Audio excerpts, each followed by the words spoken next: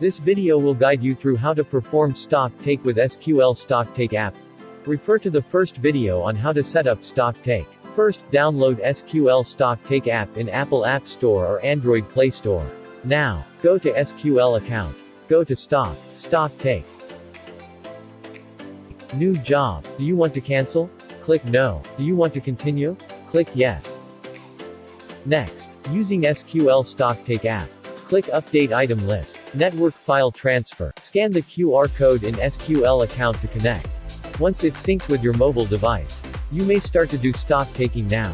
Click on Stock Take. You can either go by the scan method or the search method.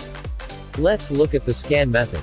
If your company has more than one warehouse, make sure you choose the location where you are doing stock take.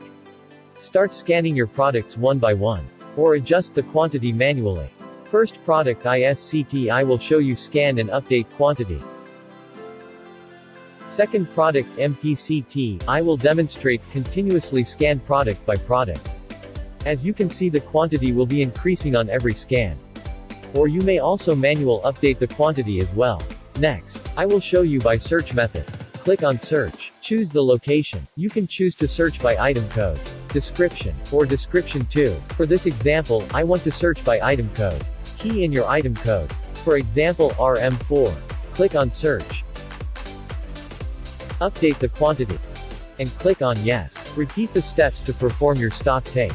Once it is completed, refer to the next video on how to sync your stock take result to your SQL account.